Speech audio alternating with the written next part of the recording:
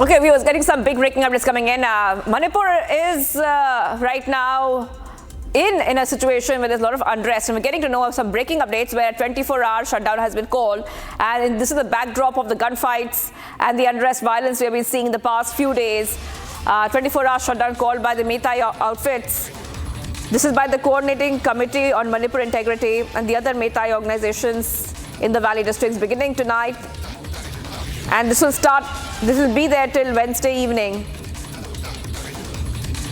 And the shutdown comes amid escalating violence and unrest in Manipur, particularly following a disturbing incident involving the kidnapping of 6 women and children from Jiribam, which is raising alarms across the state. So those are the pictures coming in, viewers, where Manipur once more on the edge. On the right hand of your screen, you can see some of the pictures we have got for you, which showcase that there is still violence and unrest in Manipur. The latest incident was, and we highlighted this for you as well, a disturbing incident involving the kidnapping of 6 women and children from Jiribam. And this is raising alarms across the state. I want to go across to my colleague joining us. Shutdown in the Valley districts. Aniruddha is joining us live. Aniruddha, please take up viewers to the latest coming in. The Meitei organizations have announced this shutdown. What does this entail? And also take up viewers through when will this shutdown end? Yes, Ivangi, this shutdown, which started at around 6:30 yesterday evening, will end today.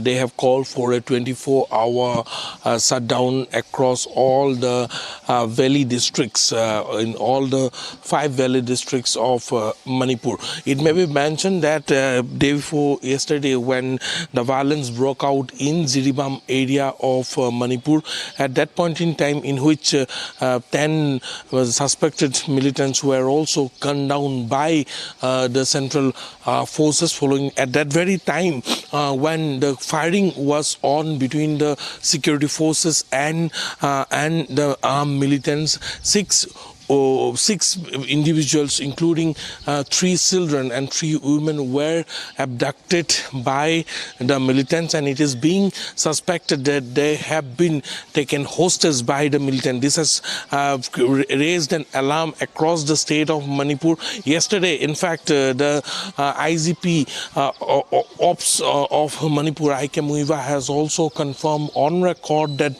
the status of these 6 hostages, which has been taken away by the suspected armed militants, have not yet been traced. The police is looking at each and every area. Such operations continue by the central forces as well as the Manipur police. Meanwhile, it may also be mentioned that the COCOMI student organization, KSO, has also meanwhile come forward condemning the central forces. In a shocking incident which has come to light, Sivangi, the KSO has has issued a statement yesterday evening in which they have said that the central forces, the CRPF, should not step out of their camps, and if anything happens, if they don't follow this diktat, then they will be not responsible. This is a statement which has come from the COCOMI student organization, and this is being condemned by everyone, as the central forces are being overseen as a neutral force, and the diktat being issued by the KSO is being condemned. Meanwhile, it may also be mentioned that the KSO has which is working in order to the CRPF Sivangi which has been working in order to bring peace and stability to the state of Manipur, have been attacked in several instances also. And in one such instance, when the CRPF camp and the police station in Bokobekra